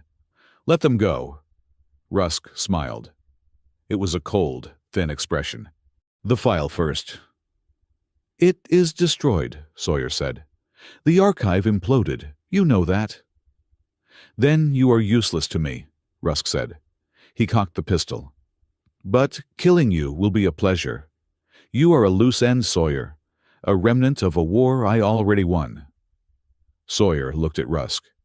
He looked at the gun. He looked at Maisie. Maisie was crying, but she was looking him straight in the eye. Dad, she said, her voice trembling but clear. Don't be him. Don't become the thing that killed Mom. Sawyer froze. The thing that killed Mom. Not just a bomb, not just a man, but the cruelty, the indifference, the willingness to trade lives for power. If Sawyer killed Rusk out of hate, he lost. If he died to save them, he won. I am not him, Sawyer said softly. He looked at the station clock on the wall. 19:59:58, 19:59:59. Goodbye, Doctor, Rusk said. 20:00. The station died. The hum of the ventilation cut out. The lights in the dome vanished. The plaza was plunged into absolute suffocating darkness. Hold fire! Rusk shouted, his voice cracking. Switch to thermal! Sawyer dropped flat to the floor. 1 second. Above him, 2 shadows detached from the gantry. They did not fall. They glided. 2 seconds. There was a sound of wet tearing. A guard screamed on the left, then another on the right. Sable and Maris were moving. In the dark, they were not refugees. They were apex predators. 3 seconds. Where are they? Rusk yelled. Shoot everything! Guards fired blindly. Flashes of plasma illuminating the dark in strobe light bursts. Sawyer rolled. He didn't run away. He rolled toward the girls. He felt Nova's sneaker. He grabbed it. Get down! He covered their bodies with his own as a plasma bolt scorched the floor inches away. 4 seconds. Sawyer, Sable's voice came from the dark, a directionless growl. Left flank clear. Sawyer grabbed his scattergun from where he had dropped it. He didn't need to see. He knew the layout. He knew where the threats were. He fired. The heavy boom of the scattergun was deafening in the silence. A guard cried out and fell.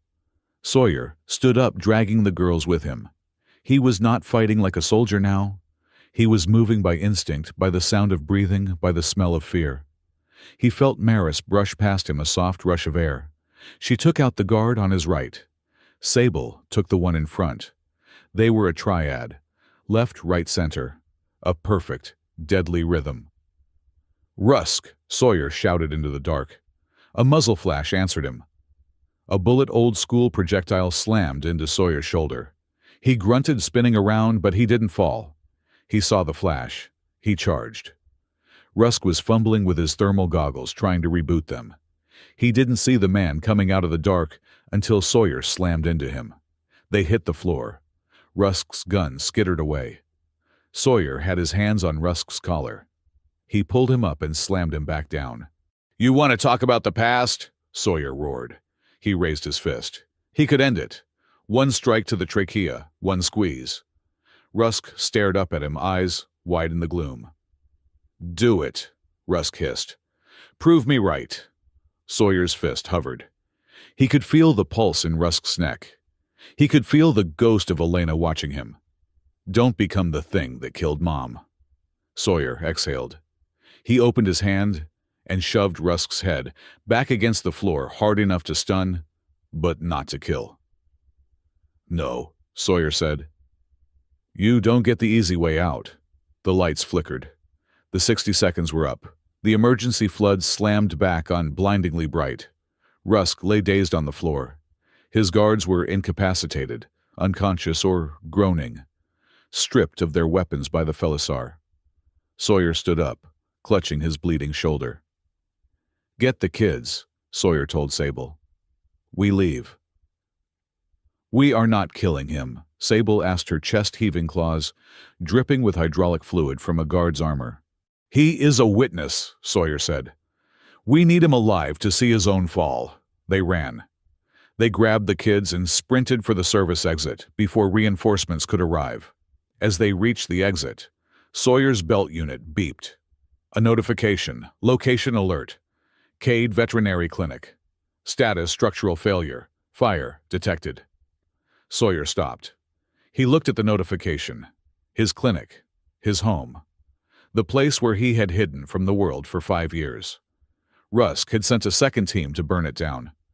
"Dad," Maisie pulled at his good arm. "What is it?" Sawyer looked at the screen, then he deleted the notification. "Nothing," Sawyer said. "Just a building." He looked at Maisie, at Nova, clinging to Maris, at Sable, watching his back. "Let it burn," Sawyer said. "I have everything I need right here." They moved into the shadows of the loading docks. They were homeless. They were wounded. But they were alive. "Wait," Sawyer said suddenly. He stopped near a pile of discarded cargo crates. He reached into his pocket. During the fight, when he had tackled Rusk, his hand had brushed against something in Rusk's jacket. Instinct, old thief instincts from his youth, had made him grab it. He pulled it out. It was a watch. An analog mechanical watch with a cracked face. Sawyer's breath caught. He turned it over. On the back, engraved in the steel Tuiske, "Time heals nothing, but it passes anyway. La vie." It was his watch. He had given it to Elena for luck before she flew that mission. Rusk had kept it. A trophy from the pilot he had murdered. Sawyer's hand trembled. He held the watch up to the perfect match file which Maris was carrying. The watch clicked against the magnetic lock of the data block. The file didn't just pulse this time. It hummed. A deep, resonant sound that vibrated through Sawyer's bones. "Physical key accepted. Final decryption in progress. Estimated. Time 1 hour." "We have it," Sawyer whispered. "We have the whole thing." "Rusk will know you took it," Sable said, looking back toward the plaza. "He will not stop now. He cannot stop." "Good," Sawyer said. He strapped the watch onto his wrist, over the blood and the grime. It ticked against his pulse. "Because I am done running." He looked at his team. "We need a broadcast tower," Sawyer said. "We are going to play a movie for the whole sector, and Rusk is the star." From the distance, the sound of heavy boots echoed. Rusk was coming. And this time he was bringing everything he had. "Move," Sawyer commanded. They disappeared into the dark, leaving only the echo of ticking time behind them. The stellar jump gate of Hearthlight Freeport was not a circle. It was a scar in the fabric of the void. Located at the furthest edge of the station's structural spine, it was a place where the laws of physics grew thin and temperamental. Here, the starlight did not just shine.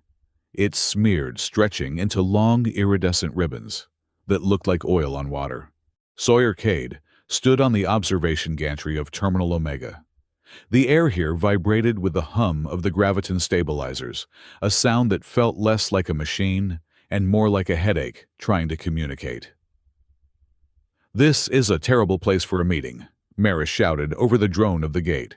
She was checking the energy signature on her pulse pistol, her ears pinned flat against the gale of recycled air. "It is the only place," Sawyer replied. He adjusted the bandage on his shoulder where Rusk's bullet had grazed him. "The interference from the gate creates a blind spot for the station sensors, but it also creates a phenomenon called lattice resonance. It amplifies shortwave data signals by 3,000%.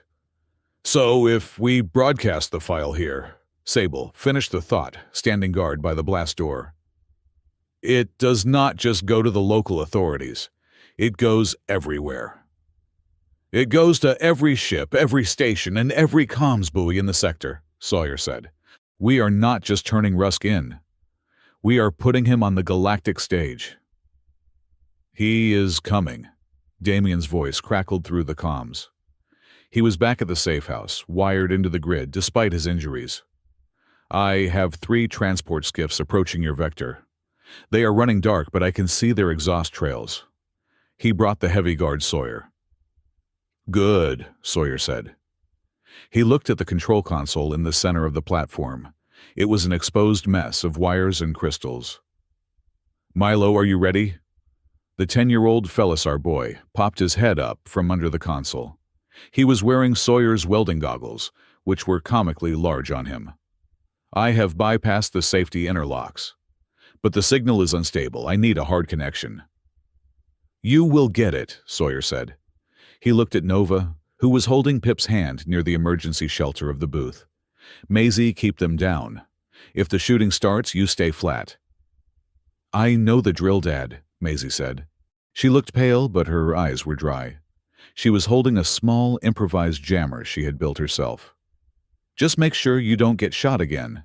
It ruins my shirt." The blast doors at the end of the gantry hissed open.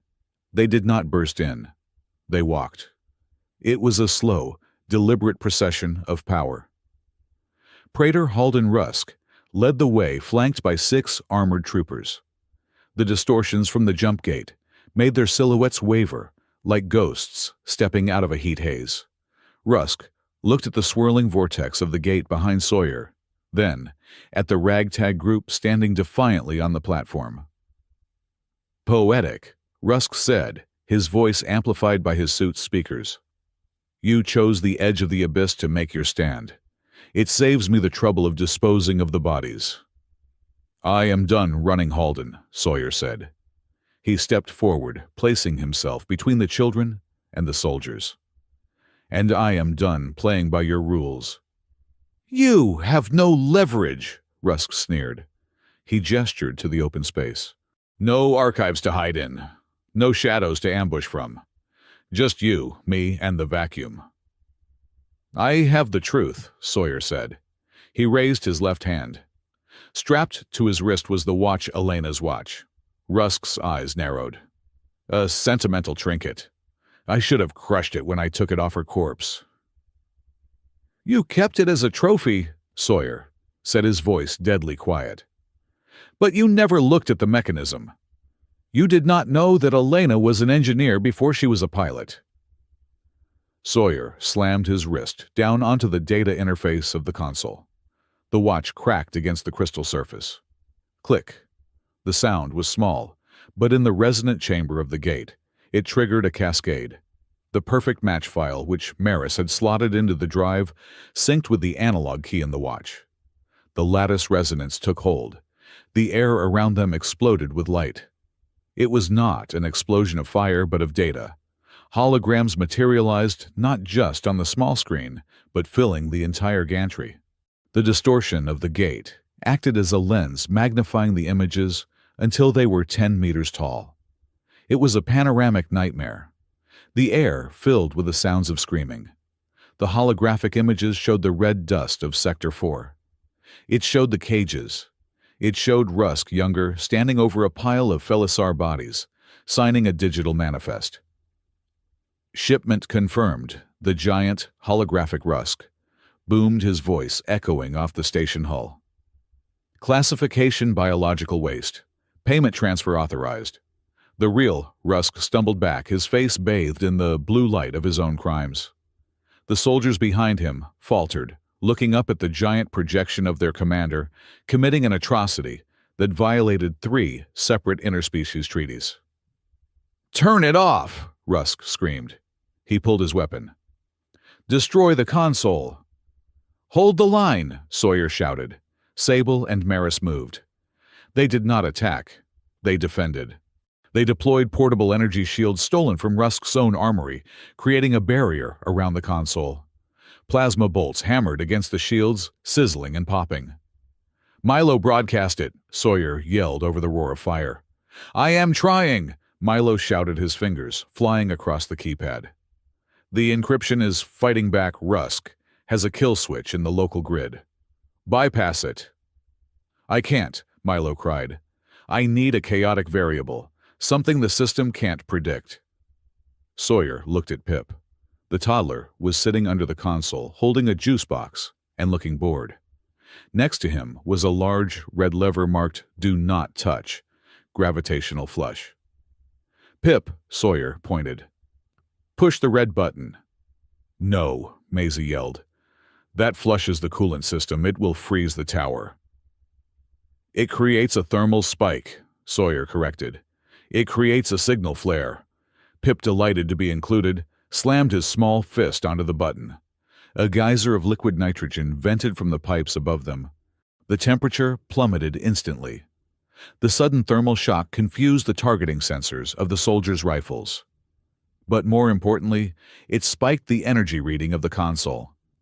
The broadcast signal jumped from local to interstellar. "We are live!" Milo cheered. "We are on every screen in the sector." Rusk saw the notification on his wrist comp. He saw the live feed warning blinking in angry red. His composure shattered. The cold, calculating bureaucrat vanished, replaced by a cornered animal. "Kill them!" Rusk shrieked. "Kill them all! If the carrier dies, the signal stops." He raised a heavy disruption cannon, a weapon designed to tear through tank armor, and aimed it not at Sawyer, but at the console itself. Sawyer saw the barrel glow. He knew the shields wouldn't hold. He didn't think. He didn't calculate. He moved. Sawyer threw himself across the console, covering the data core with his body, just as Rusk pulled the trigger. The beam hit. It was like being kicked by a horse made of lightning. The impact threw Sawyer against the metal railing. His armor absorbed the worst of it, but the heat seared through, burning his side. The smell of ozone and singed flesh filled the air. But the console was intact. The signal held. Sawyer lay on the deck, gasping for air, his vision graying out. "Sawyer!" Sable screamed. She broke cover. With a roar that sounded more like a lion than a humanoid, she leaped over the barrier. She moved so fast she was a blur of black fur and steel. She hit the soldiers on the left flank, her claws tearing through their armor joints. Maris took the right, her movements fluid and precise, disarming 2 guards before they could realign their aim. But Rusk was still standing. He dropped the heavy cannon and drew a combat knife, advancing on Sawyer. "You stubborn primitive ape," Rusk hissed, standing over Sawyer. "Do you think this changes anything? I am the law. I am the system." Sawyer tried to get up. His legs felt like lead. Rusk raised the knife. Then a small, hard object hit Rusk in the forehead. Thwack. Rusk blinked, stunned. He looked down. It was a half-eaten protein bar. He looked up. Maisie was standing on top of the booth, shaking with fear, but holding another protein bar, ready to throw. "Get away from my dad!" she screamed. The distraction was all Sawyer needed. He swept his leg out, catching Rusk behind the knee. Rusk buckled. Sawyer scrambled up, ignoring the screaming pain in his side, and drove his shoulder into Rusk's midsection. They crashed into the railing. The void swirled below them, a dizzying drop into the jump gates event horizon. Sawyer had Rusk pinned against the rail. He had one hand on Rusk's throat, the other gripping Rusk's knife hand. "Do it!" Rusk choked out, his eyes bulging. "Throw me over, murder a praetor. Show them you are just a killer like me." Sawyer looked at Rusk's face. He saw the fear, but he also saw the manipulation. Rusk wanted to die a martyr. He wanted to drag Sawyer down to his level. Sawyer tightened his grip. The rage was there, boiling in his blood. This was the man who killed Elena. This was the man who hunted children. It would be so easy, just one shove. "Sawyer!" Marissa's voice cut through the red haze. "Look at them," she said. Sawyer froze. He looked back. The fighting had stopped. The soldiers, realizing their commander was exposed, and their crimes were being broadcast live, had lowered their weapons. But it was the children Sawyer saw. Nova, Milo, Ash, Briar, and Pip. And Maisie. They were all watching him. They were not looking at a soldier. They were not looking at a hero. They were looking at their father. "The family does not need a monster," Sable said softly, stepping up beside him. She put a hand on his shoulder. "We need you." Sawyer looked back at Rusk. The praetor was grinning, waiting for the kill. Sawyer exhaled. He released Rusk's throat. He grabbed Rusk's wrist and twisted, hearing the bone snap. Rusk screamed and dropped the knife. "I am not going to kill you, Halden." Sawyer said, his voice raspy but clear. "That is too quick." He shoved Rusk backward, not over the rail, but onto the deck plates. "You are going to live," Sawyer said, looming over him. "You are going to sit in a cell for the rest of your life. And every day you are going to remember that you were beaten by a vet, 2 cats, and a toddler." "You are nothing," Rusk spat, clutching his broken wrist. "You are just a variable, a statistical anomaly. You are just a point in the algorithm." "Attention." A booming voice amplified over the station's PA system. "This is station security. Stand down. I repeat, stand down." Heavy blast doors at the far end of the gantry opened. A squad of peacekeepers in blue armor flooded in. They weren't Rusk's men. They were neutral enforcement. They didn't aim at Sawyer. They aimed at Rusk. "Praetor Rusk," the lead officer announced. "You are under arrest for crimes against sentient life, illegal trafficking, and violation of the Sanctuary Act. The evidence has been verified by the High Council." Rusk was dragged to his feet. He looked small, now stripped of his authority. As they hauled him away, he looked back at Sawyer with eyes full of madness. "The file!" Rusk screamed. "It isn't real, it is a ghost. You are chasing a ghost, Cade." Sawyer watched him go. The adrenaline finally drained out of him, leaving his knees weak. He slumped against the railing. "Dad," Maisie ran to him, burying her face in his chest. The other kids followed, forming a pile of limbs and fur around him. "I am okay," Sawyer wheezed, patting heads and backs. "I am okay." Sable and Maris stood a little apart, watching. "The file," Maris said, pointing to the console. "It is changing." Sawyer looked up.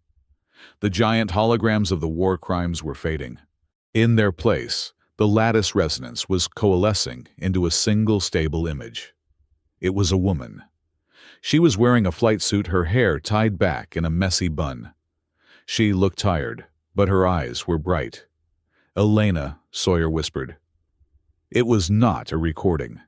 It was an interactive construct, an echo. A fragment of consciousness mapped onto a neural network saved in the final moments before death. The holographic Elena looked around the gantry. Her eyes settled on the children, then on Sable and Maurice. Finally, she looked at Sawyer. "Hello, soldier," she said. Her voice was the sound of home. "Is this?" Sawyer choked up. "Is this real?" "I am an echo," the image said gently. "A memory given form. I knew Rusk would try to erase everything, so I wrote myself into the code. I became the navigation system." The perfect match, Sawyer realized. It wasn't a dating profile. "No," Elena smiled. "It was a search parameter. I told the system to find the one person in the universe who possessed the exact combination of stubbornness, honor, and stupidity required to save these children. I told it to find the man who would never give up on a stray." She looked at the kids. "I didn't choose you because we were a perfect couple, Sawyer. I chose you because you are a good father. Even before you had children, you were a father to every broken thing you found." Sawyer felt the tears running down his face. He didn't wipe them away. The hard shell he had built around his heart for 5 years finally shattered. "I miss you," he whispered. "I know," Elena said.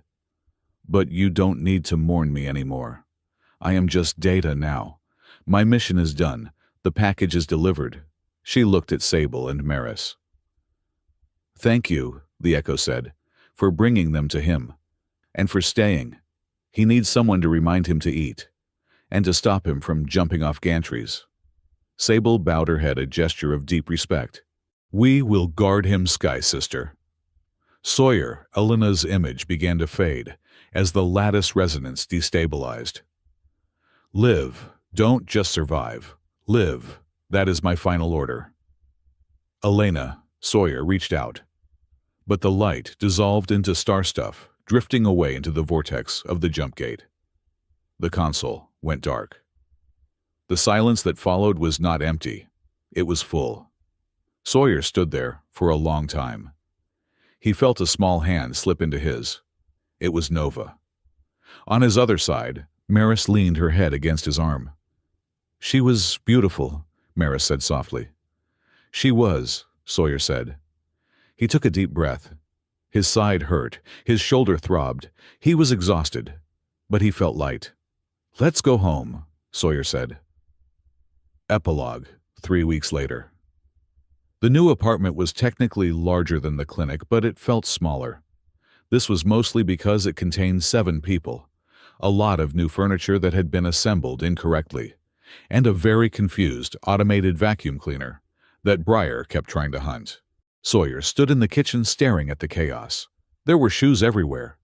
Human sneakers mixed with Felisar climbing boots. There were toys on the ceiling, thanks to the anti-gravity emitter Damien had fixed for Ash. "I need more cabinets," Sawyer muttered, looking at the pile of dishes. "And a bigger coffee pot and maybe a soundproof wall." "You need to stop complaining," Sable said, walking past him. She was wearing one of his old flannel shirts over her tunic. It looked ridiculous and perfect. She placed a mug of coffee in his hand. "Here, drink. You are grumpy when your caffeine levels are low." "I am not grumpy," Sawyer said, taking the mug. "I am overwhelmed. Do you know how much 5 kids eat? The grocery bill is higher than the station's GDP." "We will manage," Maris said from the living room, where she was helping Maisie and Nova with their homework. "I got a job at the docking bay today. Apparently I am very good at intimidating cargo haulers into paying their fees."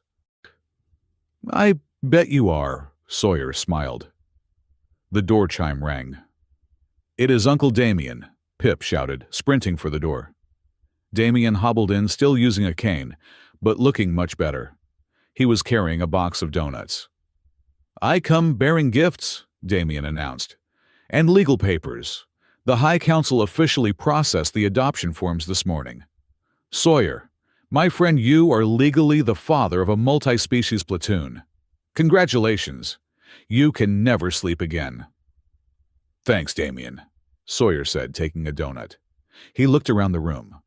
Milo was showing Ash how to hack a toaster. Pip was riding the vacuum cleaner. Sable and Maris were arguing playfully about who was going to cook dinner. Neither of them could cook. Maisie was laughing at something Nova said. It was loud. It was messy. It was chaotic. It was perfect.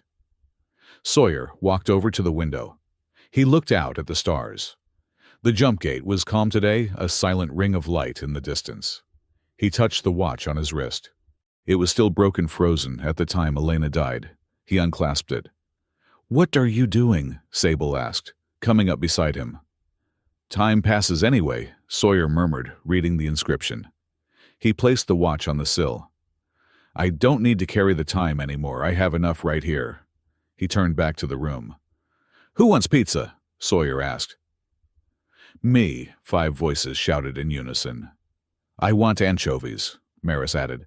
"Disgusting." Maisie wrinkled her nose. "Dad, tell her that is illegal." "In this house," Sawyer said, putting his arm around Sable and pulling Maris into the hug. The only law is that we eat together, even if it is gross fish pizza. Our house is, finally. Maisie looked at the shouting, laughing group, and then at her dad. She smiled. Noisy in the right way. Sawyer Cade laughed. It was a real laugh, deep and unburdened. Yeah, he said. It is.